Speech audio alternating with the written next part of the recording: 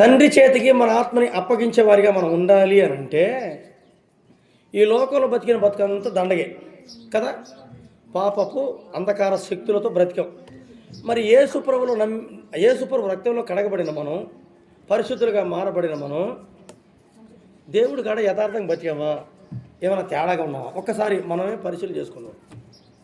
యేసుప్రభు నమ్మిన కాడి నుంచి ఒకరినొకరిని ఆదరించేటప్పుడు కానీ, ఒకడొకడికి పెట్టేటప్పుడు కానీ, ఒకడికొకడికి వాడు బాధలో ఉన్నప్పుడు ఓదార్చే కోణంలో కానీ, లేదా సంఘంలో ఏదైనా అవసరతల విషయంలో కానీ, ఏ విషయంలోనైనా మనం కరెక్ట్గా ఉన్నామా?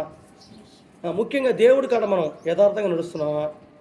మన మాదిరి ఎట్లుంది, మన నడక ఎట్లుంది, మన ఆలోచన ఎట్లుంది, మన తలంపులు ఏమై ఉన్నాయి, మనం నడిచే నడకలు ఏమన్నా పొరపాటు ఏమన్నా జరుగుతున్నాయా, లేదా నోటికి తాళం వేసుకునేటట్టు బతుకుతున్నావా, లేదా తాళం తీసి ఇష్టానుసారంగా మాట్లాడుతున్నావా?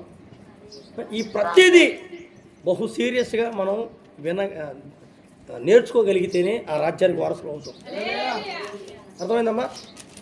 తండ్రి నా ఆత్మని చేతికి అప్పగిస్తున్నానంటే, బాయ్ ఆత్మని చేతికి అప్పగిస్తున్న బాగానే ఉంది, మరి నీకు లైసెన్స్ ఏదురా అని అడుగుతాడు.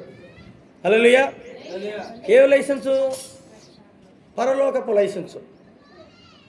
ఈ లోకంలో ఒక వ్యక్తికి పింఛన్ రావాలన్నా, రేషన్ బియ్యం రావాలన్నా, ఇంకా ఏది రావాలన్నా నీకు ముఖ్యంగా 2 ఉండాలి. మొట్టమొదటిది ఆధార్ కార్డు, రెండోది పాన్ కార్డు. ఏం కార్డులో? Right right. ఇంకోటి ఇదే ఈ లోకానికి సాదృశ్యమైన, నీకు బ్యాంక్ అకౌంట్ కావాలన్నా, బ్యాంక్ అకౌంట్ కావాలన్నా ఆధార్ కార్డు, పాన్ కార్డు కావాలి. ఏది నీకు పర్సనల్ లోన్ కావాలన్నా బ్యాంక్ అకౌంట్, ఆధార్ కార్డు కావాలి, పాన్ కార్డు కావాలి కదమ్మా. మరి ఎన్ని కావాలి? అదే ఈ లోకంలో నువ్వు పింఛన్ కావాలన్నా ఆధార్ కార్డు కావాలి, నీకు రేషన్ బియ్యం కావాలన్నా ఆధార్ కార్డు కావాలి, ఇంకా ఏది కావాలన్నా నీకు ఆధార్ కార్డు ఖచ్చితంగా కావాలి. ఈ లోకంలో బ్రతుకున్నంతకాలం. ఈ లోకంలో ఎన్ని సంవత్సరాల గ్యారెంటీ అంటే ఎప్పుడు పోతామో తెలియని బ్రతుకు కదమ్మా. రైట్. అయితే ఇది అశాశ్వతమైన బతుకు, శాశ్వతమైన బ్రతుకు యేసుకాడు ఉంది. అది ఎప్పుడు అంటే పరలోక రాజ్యంలో నిత్య శాశ్వత అన్నాడు. కోట్లాది సంవత్సరాలు బతికే రోజు ఒక రోజు ఉంది నీకు నాకు. అయితే ప్రభు అంటున్నాడు, ఆ రాజ్యానికి రావాలంటే మొట్టమొదటిగా రక్తముతో నీ పాపాలని నువ్వు, రక్షణ కార్డు అంటే రక్తం ద్వారా నువ్వు నీటిలో మునిగి పాపాలని వదిలి పవిత్రంగా బతకటం ఒకటి. రెండోది, ఈ రక్షణ పొందిన నీవు ప్రేమ కలిగి 10 మందికి ఆయన మాటలు చెప్పుకుంటూ ఆయన పద్ధతిలో బ్రతుకుతూ నువ్వు ముందుకు వెళుతుంటే అప్పుడు ఆ రాజ్యానికి ద్వారాలు తెరవబడతాయంట. మరి ఎట్లా బతుకుతున్నావు? కొంతమంది యేసుప్రభు నమ్మారు, వదిలిపెట్టారు, అట్లా తిరిగారు, మళ్ళొచ్చి పడ్డారు. పడలేదా?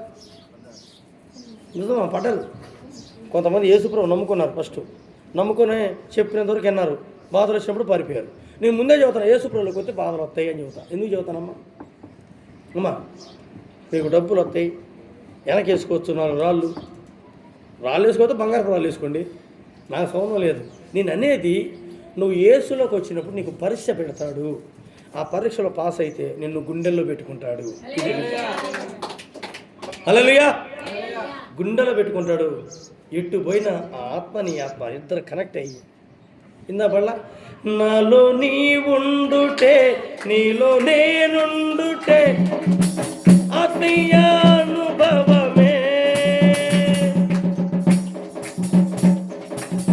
పరిశుద్ధాత్మలో అభిషేకంతో నే పరిపూర్ణత చెంది నీలో నేనుండుటే నాలో నీ ఉండుటే నా ఆత్మీయానుభవమే